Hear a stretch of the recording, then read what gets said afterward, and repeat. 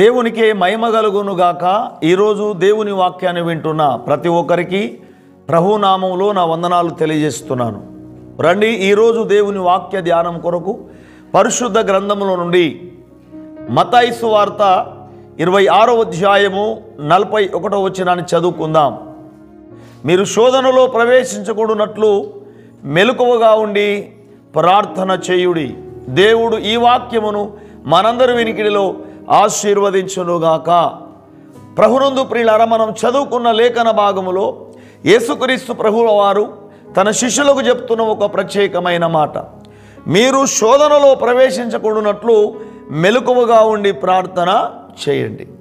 యేసు ప్రభువారు ఎవరికి చెప్తున్నాడు ఈ మాట అంటే, తనను నమ్మి తనను వెంబడిస్తున్న తన శిష్యులకు చెప్తా ఉన్నాడు. మీరు శోధనలో ప్రవేశించకుండానట్లుగా, మీరు శోధనలో పడకుండానట్లుగా మీరు మెలకువగా ఉండి ప్రార్థన చేయండి అని అంటున్నాడు. ప్రభునందు ప్రియులారా, ఈ వాక్యాన్ని వింటున్న ప్రతి ఒక్కరు కూడా ఒక్కసారి మీరు ఆలోచించండి. సాతాను క్రైస్తవులను కూడా శోధిస్తాడా అనే ఒక మాట ఈరోజు మనకు పరిశుద్ధాత్మ దేవుడు తెలియజేస్తూ ఉన్నాడు. ఒకసారి ప్రతి ఒక్కరు కూడా మీరు ఆలకించండి. సాతాను క్రైస్తవులను కూడా శోధిస్తాడా అని ఒకసారి మనం ప్రశ్న వేసుకుంటే, మనము చదువుకున్న లేఖన భాగంలో యేసుక్రీస్తు ప్రభుల వారే తన శిష్యులకు చెప్తా ఉన్నాడు. ఏమని? మీరు శోధనలో ప్రవేశించకుండానట్లు, మీరు సాతాను గాని శోధనలో పడకుండానట్లు ఏం చేయమంటున్నాడు? మీరు మెలకువగలిగి ప్రార్థన చేయండి. ఈనాడు చాలామంది క్రైస్తవులకు ఇది తెలియదు. క్రైస్తవుల దగ్గరికి సాతానుగాడు ఎందుకు వస్తాడు అని అనుకుంటారు ప్రియులారా. కానీ క్రైస్తవులకు తెలియని విషయం అది. క్రైస్తవులను కూడా సాతానుగాడు శోధిస్తాడా అంటే శోధిస్తాడు.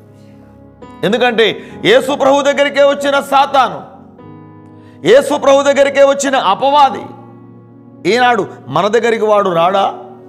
క్రైస్తవుల దగ్గరికి వాడు రాడా? ఒకసారి ఆలోచించండి ప్రియులారా.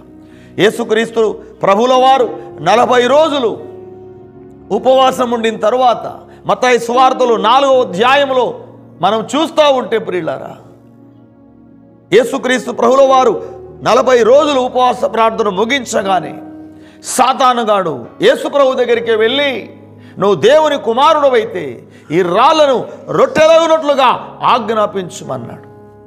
అప్పుడు యేసయ్య అంటాడు, మనుషుడు రొట్టె వలన కాదు, దేవుని నోట నుండి వచ్చే ప్రతి మాట వలన జీవిస్తాడు అంటాడు యేసు ప్రభువారు. ప్రియులారా, అంటే యేసుక్రీస్తు దగ్గరికే వెళ్ళిన అపవాది ఈనాడు క్రైస్తవుల దగ్గరికి రాదా?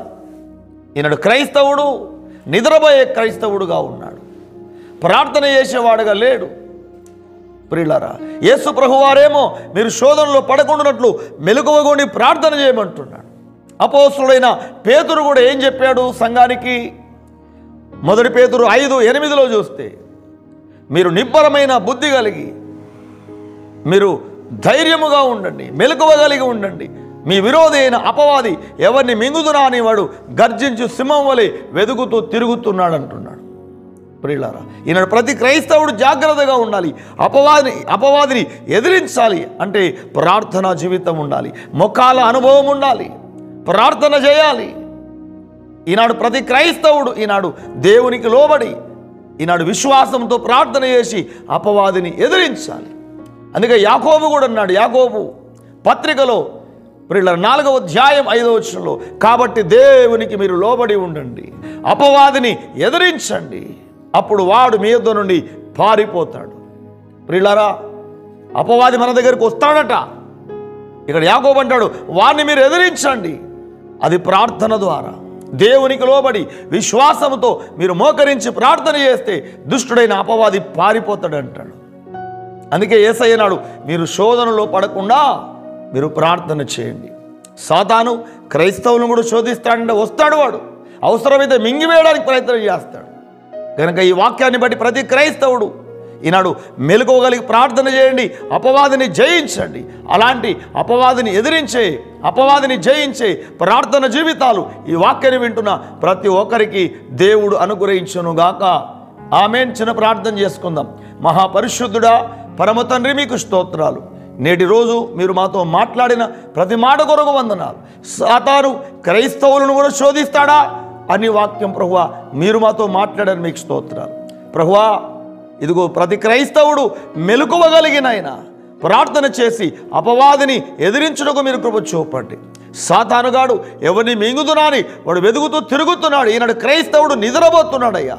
ప్రతి క్రైస్తవుడు మెలకువగలిగి ప్రార్థించి అపవాదిని జయించడానికి ప్రతి ఒక్కరికి ప్రార్థనా జీవితం, గొప్ప విశ్వాసం నాయన ప్రతి ఒక్కరికి మీరు దయచేయమని ఈ వాక్యాన్ని వింటున్న ప్రతి బిడ్డను దీవించి సాతాను శక్తుల మీద ప్రతి ఒక్కరికి విజయము దయచేయమని యేసు నామములోనే ప్రార్థిస్తున్నాము తండ్రి. ఆమేన్. Praise Lord. దేవుడు మిమ్మల్ని మీ కుటుంబాలను అపవాది మీద విజయాన్ని మీ కుటుంబాలకు దేవుడు అనుగ్రహించునుగాక.